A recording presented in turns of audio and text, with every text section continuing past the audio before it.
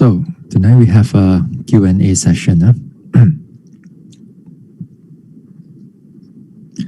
And now if you all have any questions later on, because tonight also we do not have many questions, only about 2 or 3 questions.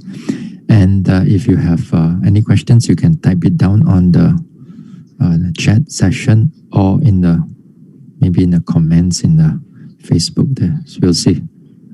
If you have also any verbal questions also, then if you want to ask, then you kind of like press the raise button, raise arm hand, if you know where to find them. Okay, now say we go for the first questions. First question. Okay. All right. Okay, good evening, Bhante. Yesterday, I took part in the Metta meditation online retreat. First, I developed Metta for myself, and the second, for the respected ones, namely my teachers. Is it okay to radiate Metta for male teachers? Number 2, I meditate on Metta gradually like chanting. Is that okay? And can my teachers feel the Metta from me? The word me here, I put in bracket because in the question, there was no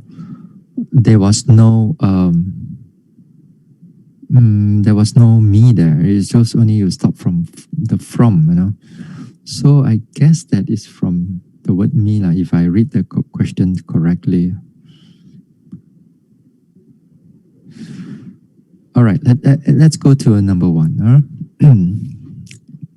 So it's good that you took part in the online meditation retreat. Now, in the online meditation retreat nowadays, of course, if you want to do the online meditation retreat, you got to be disciplined enough. Disciplined enough in the sense that you have to keep all your other commitments, all other responsibility, even your work or your career, you have to put aside for a while. Even the household responsibility, if you can able to put it aside, that would be very good for you to do any form of online retreat. But if you're doing meditation online retreat at home, then of course when you are at home, you are physically seen by other members of your family.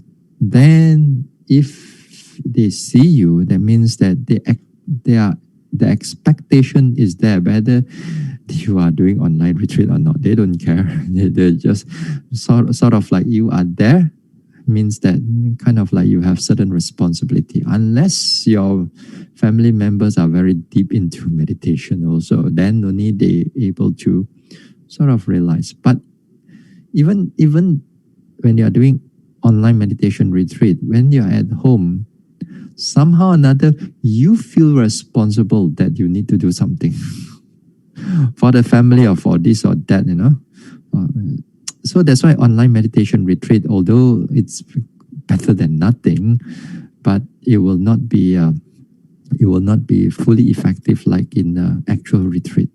But now, in the meantime, what can we do? Then we can do online retreat somehow, one way or another. Okay, or listen to Dhamma talks, or do a bit of dana here and there. All right. So you're doing a Metta meditation retreat. First, I developed Metta for myself, and the second for the respected ones. Okay, good, wonderful. Namely, my teachers. Is it okay to radiate Metta for male teachers? Now, it's not a problem. It's not a problem that it's not no problem at all when you radiate to somebody that you have a certain degree of respect. When you have that degree of the degree of respect, whether it's a male teacher or a female teacher, then when there's a certain degree of veneration, respect, then it's very good, because that respect or veneration, it becomes the forefront. You radiate metta for those because of they have that certain quality.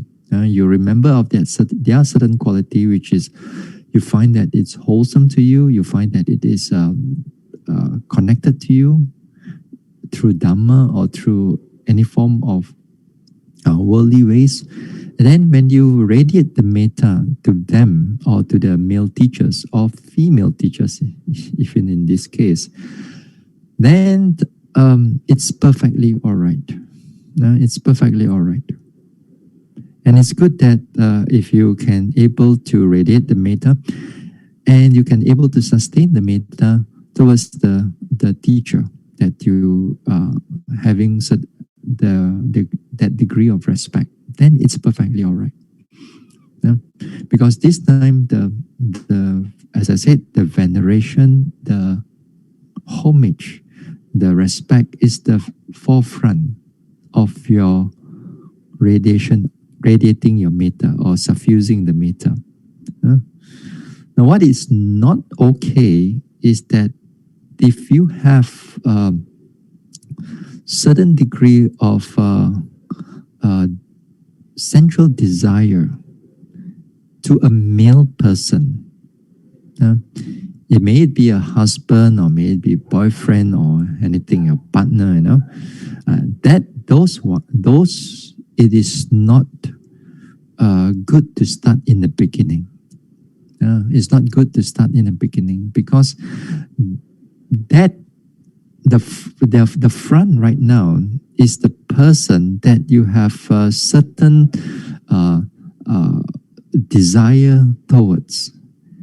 And then when you have that certain desire towards the person, if you put it in the beginning of your practice, then instead of metta arises, then it will arises the near enemy of metta, which is the sensual desire or which is the lust. So we don't encourage yogis metta, especially when you do metta or even karuna or mudita. We don't encourage you to do male person which you have a relationship to, or even you have a close connected to, even sometimes maybe like even like parents also. Sometimes there are some children and parents, they have a very strong, deep relationship. And then when we do a metta for them or karuna for them, then instead of having this metta or loving kindness or compassion, then it may turn into again that you become like sad for them. If it's the case of compassion, you look at them, oh, they are getting old, oh, they have this sickness and so on. Then because of your attachment towards them, then instead of you generate the compassion that may they be free from all their suffering, then instead of wishing them free from all the suffering, then it turns into sadness. It turns into grief, and that is not compassion anymore. That is corruption. That is the near enemy of compassion or karuna. So, because why? Because as the front there is there is a sensual connection towards them.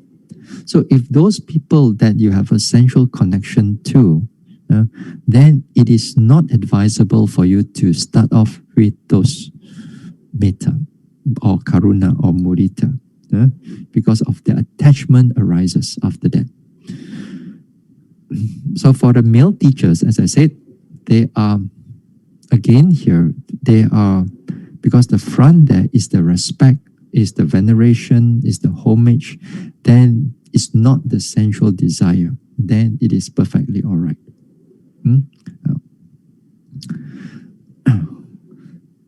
But the metta, later on when you advance the metta towards into a deeper aspect of the metta, then if your metta it's much more continuous, stable, and it's not affected by the hindrances. That means your metta is strong, it's clear.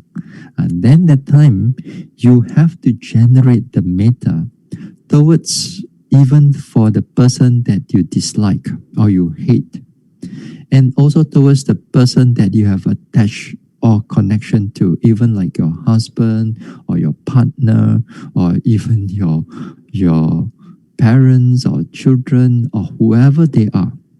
You have to finally have to generate to all of them.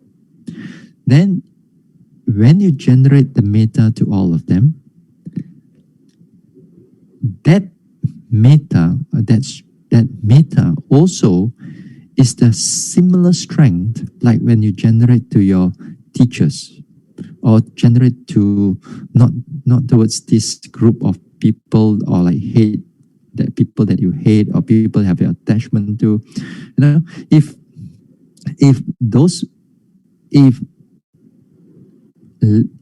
the later on when your metta is strong, as I said, this group of people must able to generate the same amount of metta, the same strength of the metta, as if like when you do it for your teachers also. That means right now, when you can able to do that, then only then the metta is in a way unconditioned. It's a way unconditioned. Then you have to, not only that, you have to generate to all beings and so on. So metta finally has to be unconditioned. It has to be perfectly well developed, well rounded. So this is something that we have to remember, because here, as I said, the male teachers, then it is possible for us to do that. Okay. I meditate on metta gradually, like chanting. Is that okay?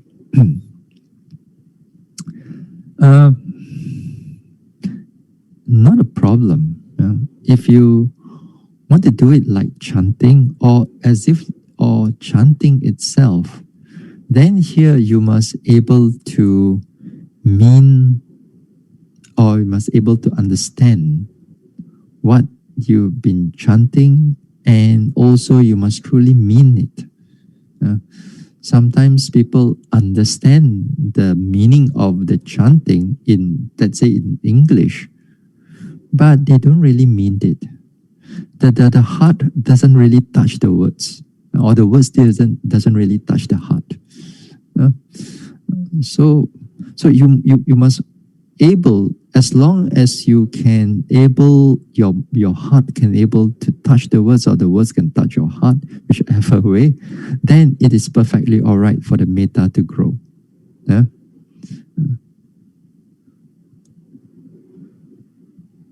Here in the chanting, if you are doing a chanting, then sometimes the chanting can be quite long.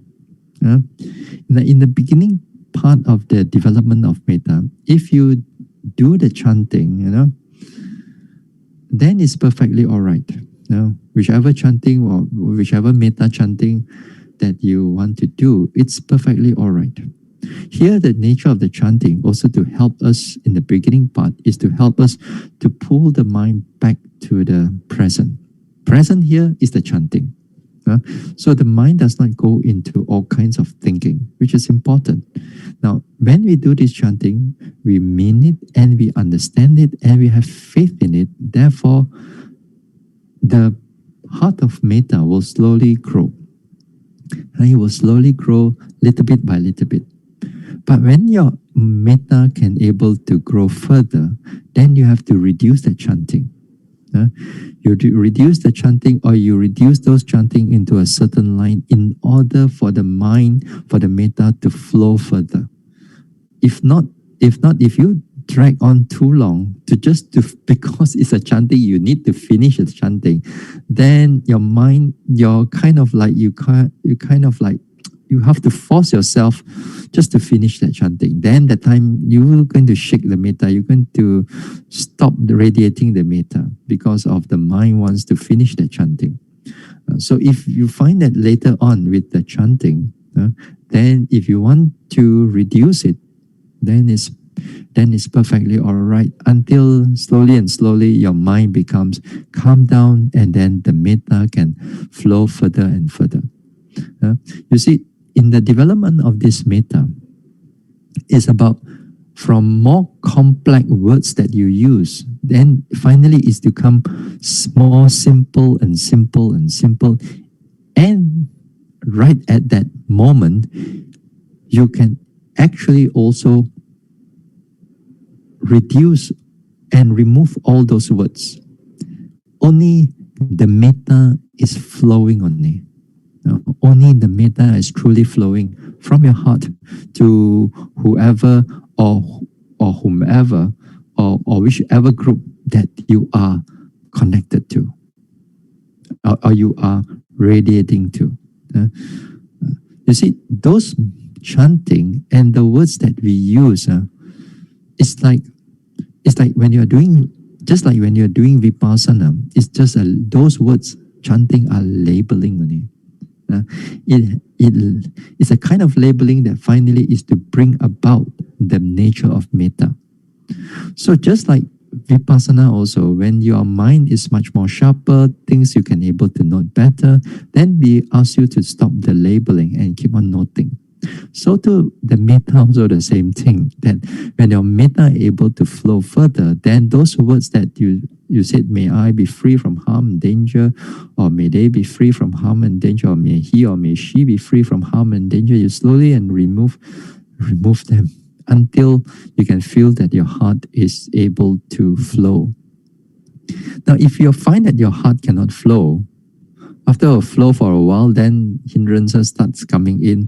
Then again, we bring back the lines again, or those lines again, to help us to settle the mind onto the metta. Then we do it again and again, to and fro in this way, until the mind able to settle down onto the metta for a longer and longer period of time.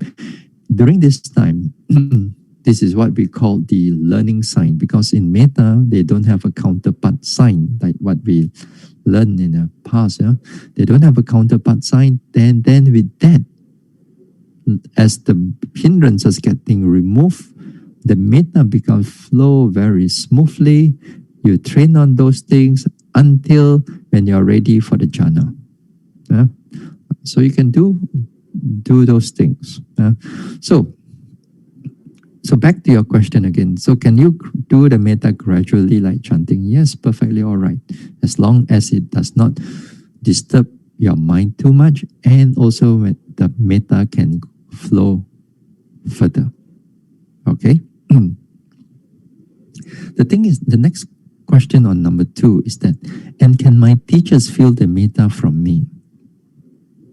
Now, this one is not necessary for you to worry about whether they can feel the metta from you or not. Because this is one of the things that we don't realize that we are putting an expectation in metta. We are putting a certain degree of expectation in metta. Because there are times I've heard in the past, even I read also, then when it says that, oh, when that monk do metta, or if you sit beside him, you can feel so nice, the vibes. Very good. That means that you already, whether it's you are doing, or whether the person is the monk or whoever the person is doing, then you kind of like you're expecting something is happening from the metta. You're expecting something happening from the metta without us realizing it. So here the thing is that you don't worry about whether the teachers or whether the beings can feel your metta or not. That is not for you to worry about that. If they can feel, let them be. If they cannot feel, let them be also. If you don't have to feel about those things. Sometimes in the past also, it says that, oh, if the group of people do the metta here, and then halfway around the world, let's say in US, they want to touch upon the beings just to free them from the whatever suffering that they are going through and so on. We wish them well, we wish them all kinds of everything. But again, here you must not put an expectation into it. If you put an expectation into it, that means that expectation is another name for craving. But this is not a sensual craving, sensual desire, but this is a mental craving which is not connected with desire. You expect a metta to do something, to happen. Now, if you ask me whether it is wrong or not, I can't say that it is wrong, but I cannot say that it is right. Because after all, you're doing metta too, And in a way, the metta, it's wonderful, but because it's tainted with a little bit of craving, then that also we have to acknowledge. That also we have to, point it out there. Because a lot of times we don't realize that these things, it's happening inside us. Now take for example again, sometimes I hear of people, you go into like monks or nuns, they go into jungle, then they walk around and then they say, may all beings be free from harm and danger. Be free from harm and danger. May all beings here, may all beings, what I'm going to do here, be free from all kinds of danger. But inside their heart, the expectation is that they put an expectation is that those beings, please don't come and disturb me. Don't come and bite me. Don't the insect, make sure you don't come and bite me. The leeches don't come and everything. Don't. Or sometimes when you do go to a hotel, also the same thing. You go to a hotel room, then also you radiate metta around here and all that. May all of you be well and happy. Stay in your dimension. Don't come out and kacau me and disturb me during my sleep. Don't pull my leg or whatever. Of course, you may not say all those things out, but your heart, the front is only that you say that may all beings be well and happy around here, but your heart is, you have certain expectation that you don't want all these things to come and disturb you. So it's the same thing. Here, when we radiate metta, we have to be really genuine. We have to be really genuine that we want to share the metta. Even if, let's say, when you go into a certain places or you go into a jungle, then when you radiate metta to them, of course, if there are certain beings, if they can able to feel your metta, and if they feel that you are not a threat to them, and somehow or another, sometimes they may protect you in their own way. They may protect you. But on your end, on your side, you don't radiate metta just because you want their protection, That is two different things. You can get what I mean? It is two different things, and it is important for us to know how to draw the line. Because this is an exercise of wisdom. Not just metta, but you have to exercise the wisdom in the sense that you must be able to draw the line that when you radiate metta or karuna, you don't expect something from them. You radiate metta for the sake of, because it is wholesome, because you want to do it, then you radiate metta. Because sometimes I hear other teachers teaching. They realize teacher think if you go into this one, you radiate metta, you hopefully that they don't come and disturb you and so on and so forth. You put a lot of expectation, and when the teachers put this expectation to the devotees, devotees cannot differentiate between what is wholesome and what is slightly unwholesome. And you cannot differentiate those things. Then every now and then, when you do this metta, whenever you go to a place when you are feel that, then when you radiate this metta, you expect something. Actually, if you are genuine enough in your metta, let's say you go to a place and you feel certain degree of fear. You feel certain degree of fear.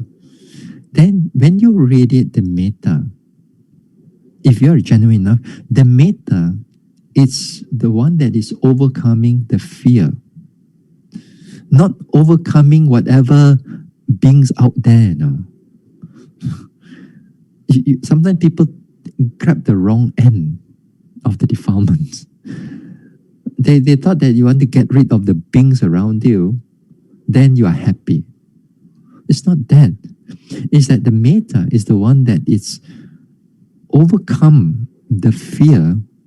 Then when the fear is gone, or you felt that the mental fear is gone, that is where your mind is filled with metta, whether the being is there or not.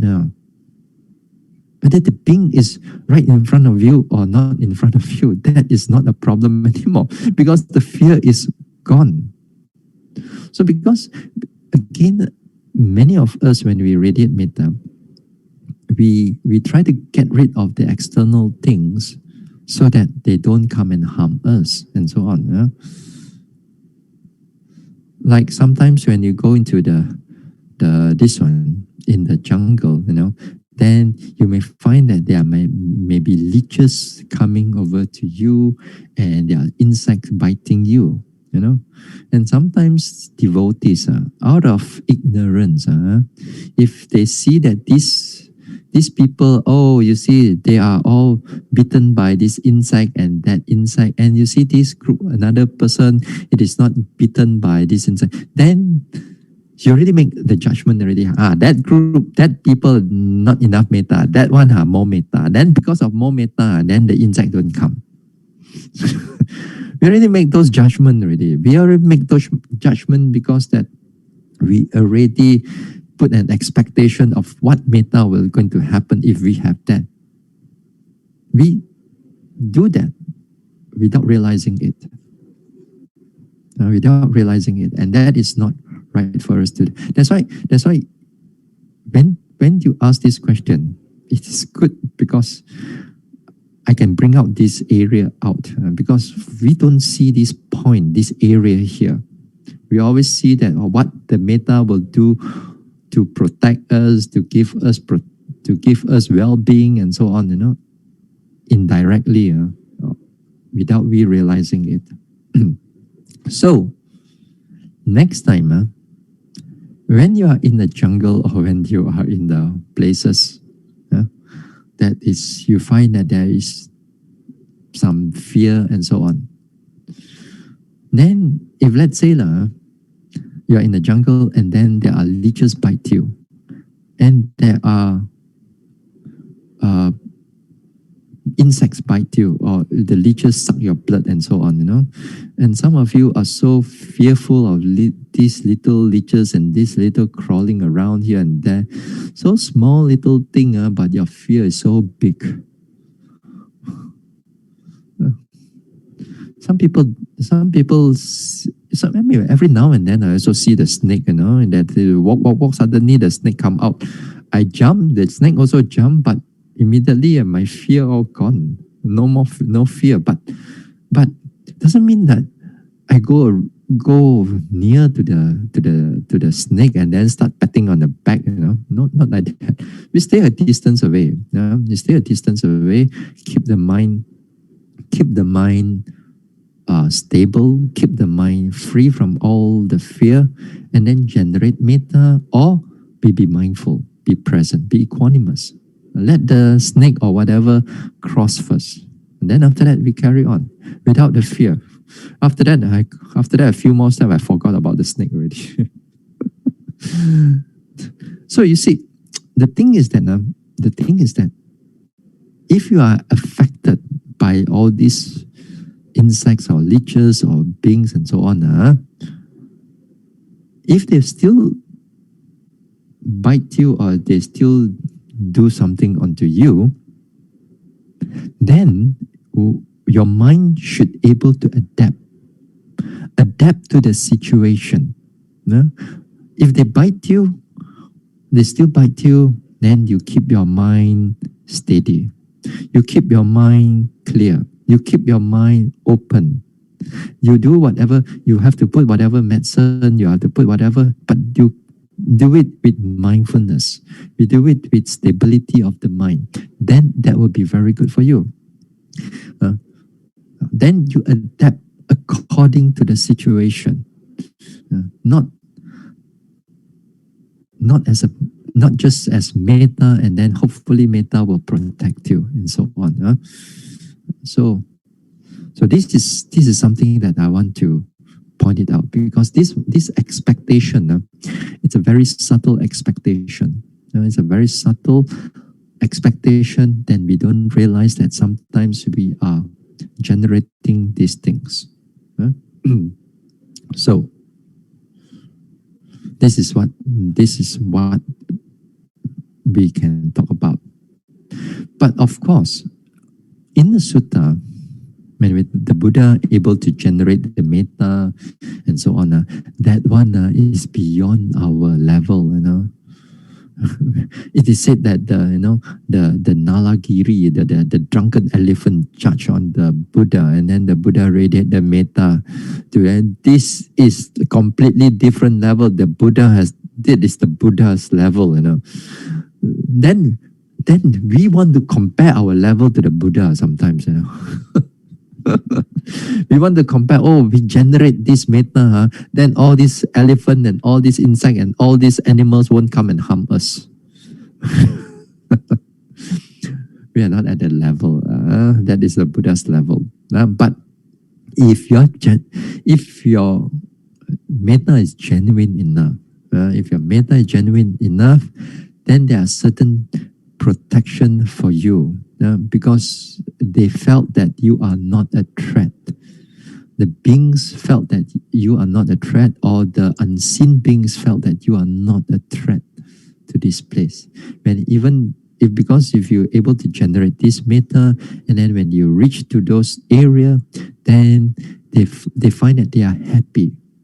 And they find that they are happy when you are around. And because they are happy when you are around, then in a way, they protect you from harm. Okay? So you have to be genuine. So here, can my teachers feel the metta from me? So don't worry about these things. If they can feel, they can feel. They cannot feel, does not matter at all. Okay? This is the question 1. Next question. Next question. All right. Can Bhante advise how to make a wish so it becomes our habitual karma if we are unable to attain arahantship in this lifetime but want to reborn as a human monk so can continue practicing? Okay, this is from Sister Chia. All right. You want to become a monk in the next life? Sadhu to you, sadhu to you. But before we talk about we want to become a monk, let us talk about these few things first. A number of things I want to raise up. Okay, hold on. Let me put this. Let me put the video somewhere else. I want to see my. Can see, yeah. All right. So that our habitual karma, if we are unable to in this lifetime, you want to reborn as a human being. So what can you do? What can you do? You ask me things about in the future one. My answer is that I cannot be sure. I cannot be sure. Definitely, I cannot be sure. This is not something that I can able to give you a,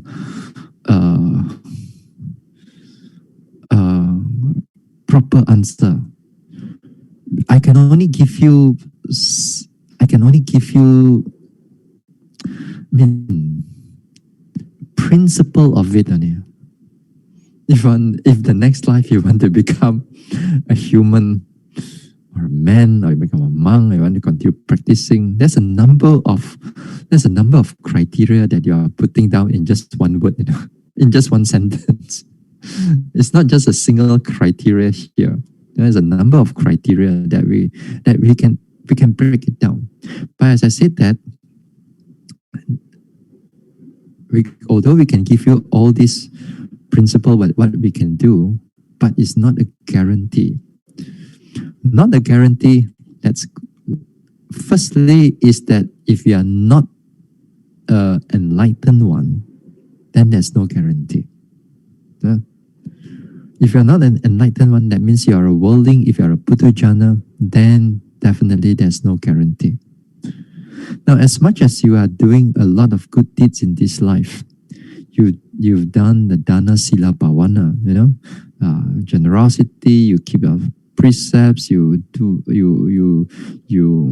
prevent unwholesome deeds, you perform a lot of wholesome deeds, you do some meditation and so on. But if you are not a puthujjana, then there's still chances that the past life unwholesomeness can still ripen and brings you to whatever unwholesome, unhappy destination, unhappy rebirth. This is one thing that's why I cannot give you a proper answer, because we do not know how much of our unwholesomeness that is waiting for us to be ripened in this life and also in the future lives. Sometimes devotees, sometimes Buddhists, they forget about their past lives. They thought that just because they're human in this life, they do a lot of good deeds in this life, because they found the Dhamma and they do a lot of good deeds in this life. Yes, it is true, but you must remember that in our past life also, we have done incalculable unwholesome deeds, and they are all also waiting to ripen. Also, of course, in the past life also, you've done a lot of wholesome deeds also that will be ripened. And this life also, maybe also you have done a lot of some wholesome deeds, some unwholesome deeds, because you come into Dhamma or understanding of this maybe sometime later part of your life. In the earlier part of your life, perhaps you are not, and you're doing a lot of unwholesome deeds, perhaps. So again here, because you are puthujjana, because you are a worldling, then we have no guarantee answer for you. That is one of the problem. That is one of the big problem. But nevertheless, because of you able to do a very powerful, wholesome deeds in this life, powerful in the sense that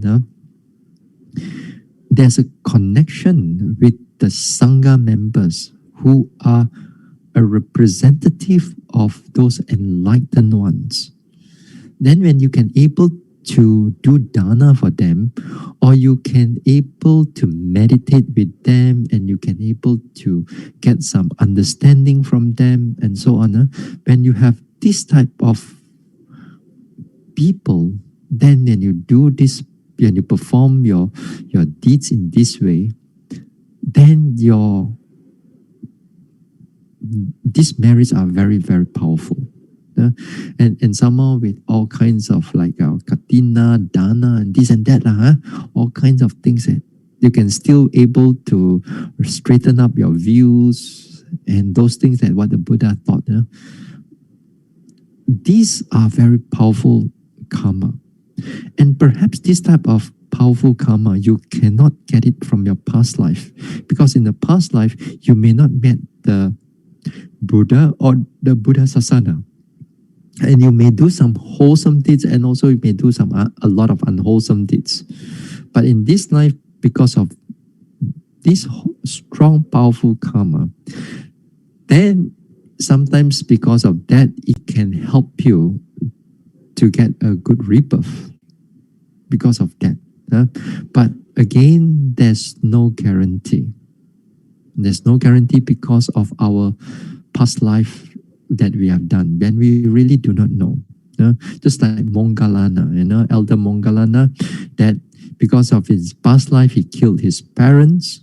Then even in this life, although he's an Arahant, when he died miserably. People chop him up into pieces. It is mentioned. So there's no guarantee because of our unwholesome karma. Now, you want to become a human being. Instead of Deva world and so on, which is much more enjoyable. Of course, we don't want to go into the woeful states. Woeful states, and once you enter there, as according to the Buddha, it's very difficult for us to come back into the happy realms of existence. But because that when we're in the happy realm of existence, we forget about wholesome deeds, we forget about the Dhamma, then we do all kinds of unwholesome, then we go down there again to suffer. So the thing is this: you want to reborn as a human being, and during that human being, you want to become a man. And when you become a man, there must be a sasana for you. And the sasana for you, you want to become a monk. And to become a monk, you want to attain arahantship. There's a lot of criteria. So to reborn as a human being, that just now earlier on we have already covered a lot of wholesome deeds that you have, because of the wholesome deeds that we have done, which is good. Now, because of that wholesome deed that you have done, in a certain way, you can make an adhitthana, a strong adhitthana, or not just one strong, but I mean a continuous over time, that you can direct your mind that if you want to reborn in the human being's next life, then there is a good opportunity that you're going to be able to reborn there, because of the wholesome karma that you have done in this life. And there's a possibility the mind is diverted for that particular rebirth. And it can, and in the suttas, it's been mentioned before, in the sutta, because of their wholesome deeds they have done in their life. That one you can do that. But when you're reborn as a human being also, you have to be reborn in the right family and also in the right location. If you're born in the wrong family, let's say you're reborn as a Muslim, or you're reborn as somewhere far away from the Dhamma, then although you are reborn as a human being, then you're reborn in a place where you don't able to find the Dhamma, or you're reborn in a family or in a family that is, they are not connected with the Dhamma, and then you may have a difficult time for you to go further in your Dhamma practice. So again, you're born in the proper family, you have to be able to reborn in a proper location, and then of course also there must be some degree of Dhamma around you. That also is important. Now, you want to reborn as a human being and as a man because you want to be a monk. Then when you want to reborn as a man, again here, in this lifetime, you must see a certain disadvantages of being a female. If I say this sometimes in certain parts of the world, then it will be you have a, I'm gonna have a problem.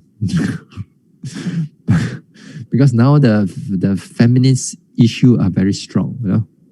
But we have to look at it from the perspective of karma, the perspective of karma. Now, to reborn in the female body, it's a.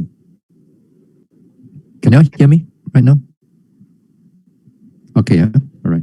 As I said, that being a female, there's inherent suffering.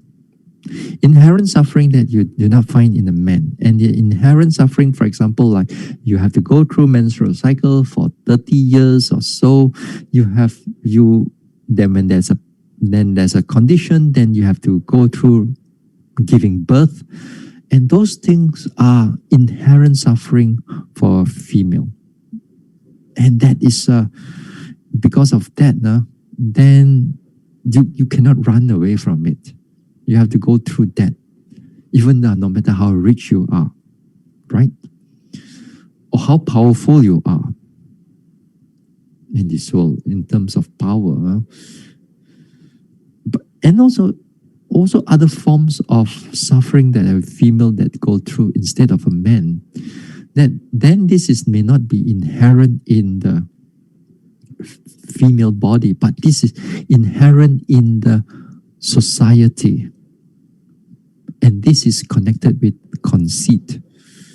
And when there's conceit, there's always discrimination. And the front is discrimination, and female in all over the world is more discriminated compared to a man. Right? Now, female discriminated in many sense, in many ways. Like, for example, prostitution, then you've got rape, and you got there's human slavery and so on. Those type of things, women will feel more than a man.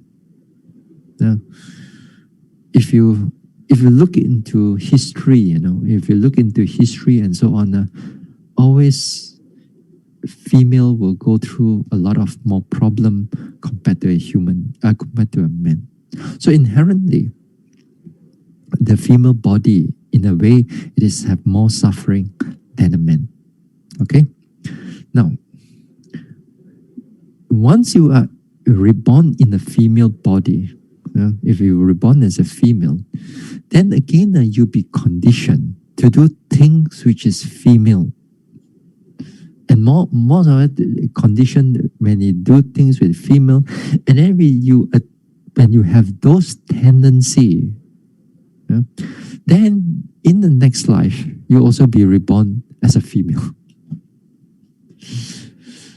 Because of the tendency, because you love, let's say you love the children, you love giving birth, maybe, you love the children, you love all kinds connected to beauty and everything, connected to a female. And then the next life, if you are reborn in a human being again, then that condition into a female.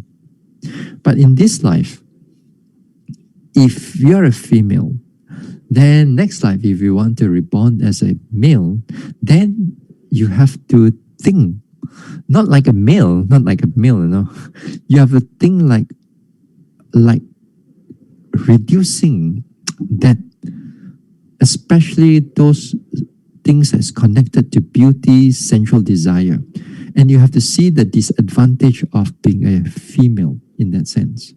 That is to say, for example, that beauty and beauty and all things connected to what else? Women. You tell me now. How do I going to tell you? Those things that you find that you have a lot of attachment to. Things like your beauty, like family, like your responsibility, like nurturing and those type of things. When you are attached to those things, you have to look into it and reconsider them. And if you can able to reduce those type of desire, then in the next life, because of the tendency it begin to reduce, then to reborn as a man would be, the chances would be higher, much higher. Then because of the wholesome deeds that you have done, and therefore you reborn even in the better family. That means you reborn in a better location. So let's say you reborn as a human being and you reborn as a man. Then we cover that. Then the next thing, you must be able to reborn in a time that when the Dhamma is around. I couldn't say that whether in the next rebirth that you're going to go through, that whether you have the sasana will be around or not. The sasana here, whether you like it or not, is already dying.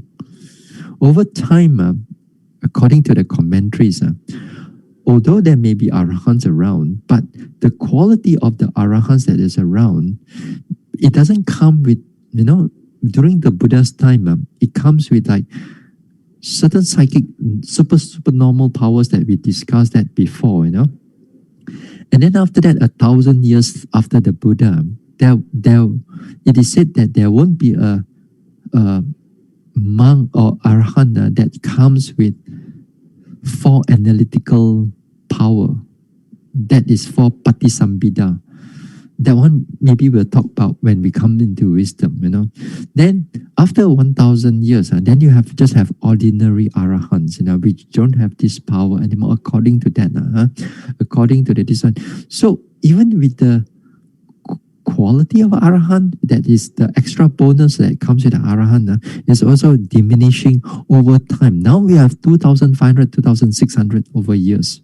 So sasana is already dying. Sasana is dying, whether you like it or you don't like it, or you want to see it or not.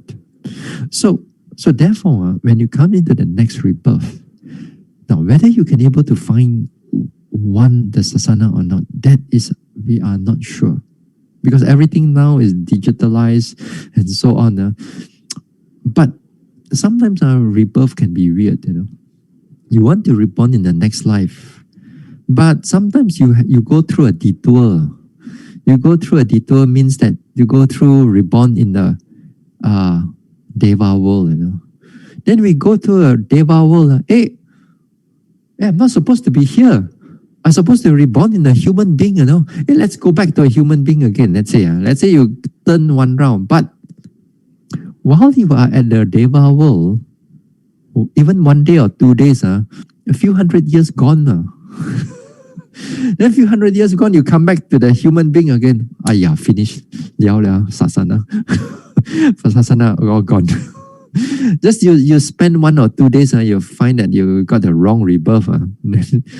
Although it's a happy rebirth, but you want to reborn as a human being. But somehow or another, detour may take place, because of your wholesome merits or whatever.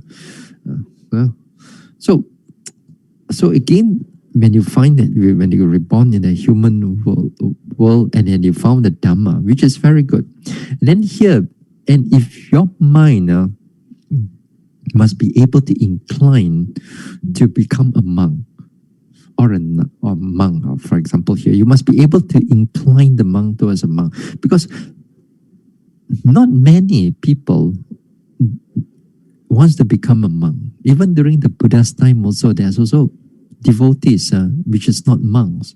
Even right now, we are not monks, because being a monk, you are cut off from many of the sensual desire. And that sensual desire are strong in all of us.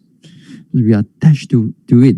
Although we want the Dhamma to be there, but we do not want to cut off all the sensual desire.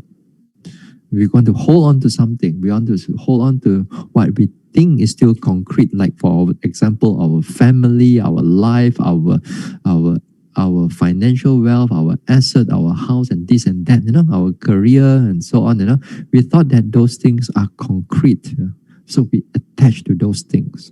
So your mind has to be very inclined into higher development, further development towards cutting off of all defilements. Then only you can able to stay in the monkhood and being a genuine monk. in order to cut off of all the defilements. So, and then after that, of course, you have to meditate like mad, like crazy, until arhanship can be attained. So it is not an easy wish that what you put over, is not a single criteria. A lot to do. You have to make a lot of wholesome merits, a lot of wholesome merits, and you have to learn to cut off your, slowly reduce your sensual desire, especially towards the things that are around you, your family life, your financial wealth, your people that this one. Not to say that you shrink your responsibility for in this life, It's just that you have to able to differentiate between responsibility and sensual desire. These two, they are all intermixed. But if you are wise enough, you can able to differentiate these two. Less sensual desire doesn't mean that you don't love the family. You just love the family in a different way only. And it's just much more better actually. Because when there's a sensual desire, there's always expectation, or many expectations. So if you want to become a monk, you want to become a man, you want to be reborn as a human being, so this is what, perhaps these are the principle of things that what you can do.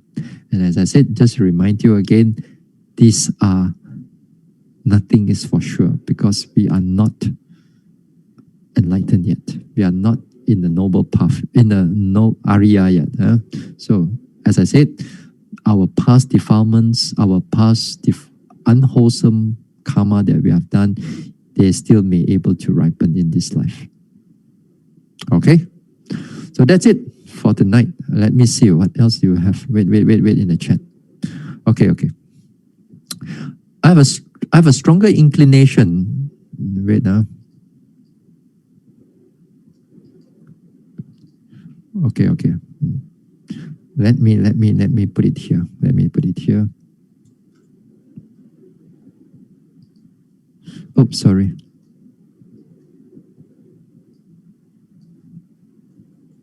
It cannot copy. I want to copy the this one, but it cannot come out. Anyway, let me read. Bhante, I have a strong inclination towards panya. I have very little interest in metta and karuna. Is this disadvantageous in my advancing my spiritual practice? Is it true that we must have wisdom and karuna in equal proportion in order to achieve arahantship? All right. Now, here, it's already 10 o'clock. Since your question is a bit late, give me 5 minutes. Now, you have inclination towards panya, but sometimes panya, it's not the, there are different degree of panya is there. A different degree of panya is there.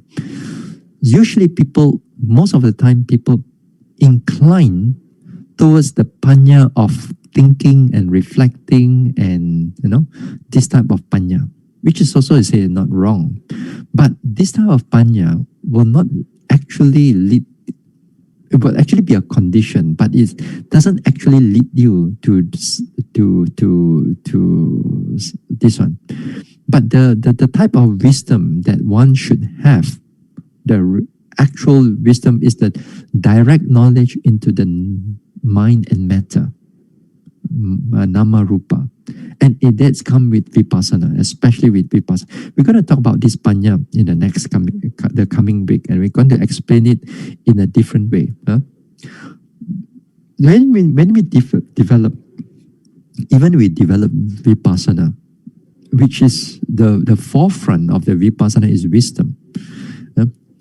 It's not really mindfulness, but the forefront of vipassana is actually wisdom, because they are the one who penetrates into the true nature of things as they really are.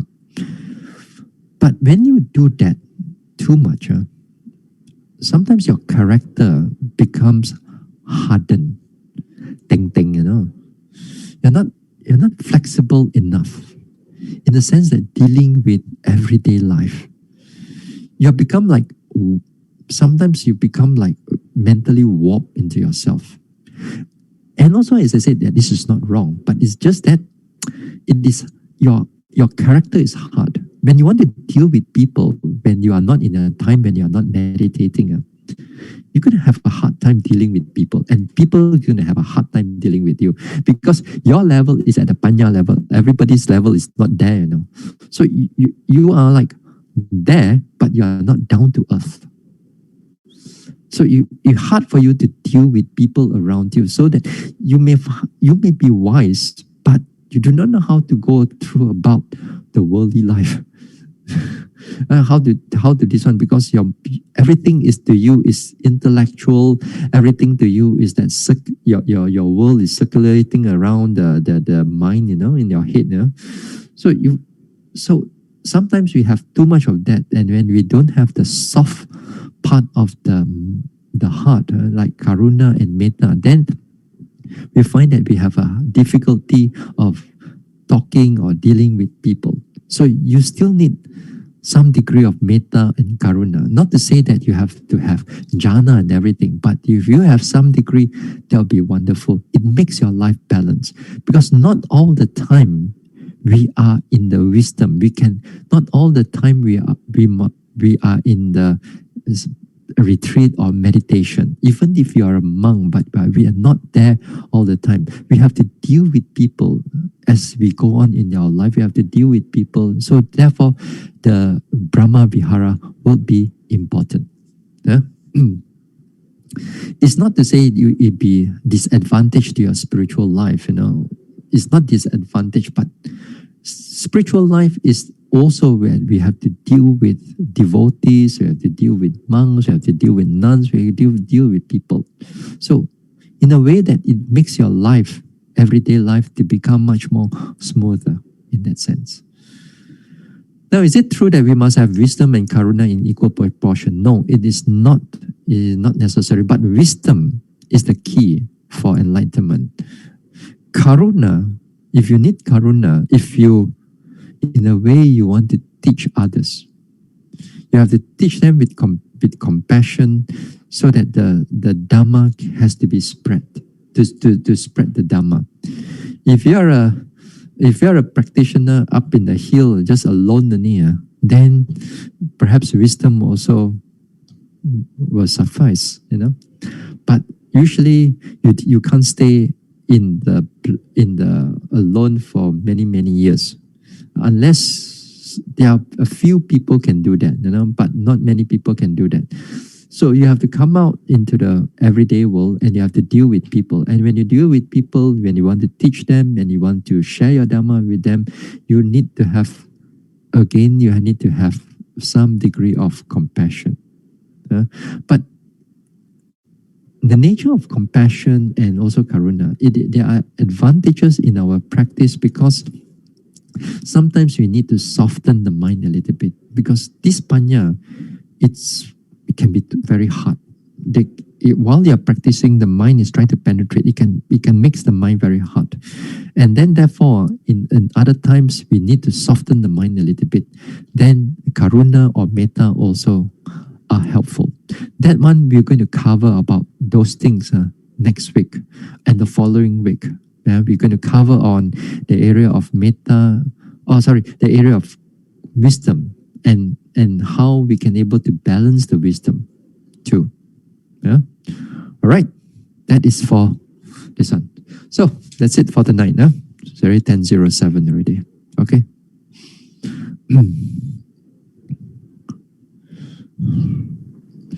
All right. Now we share merits.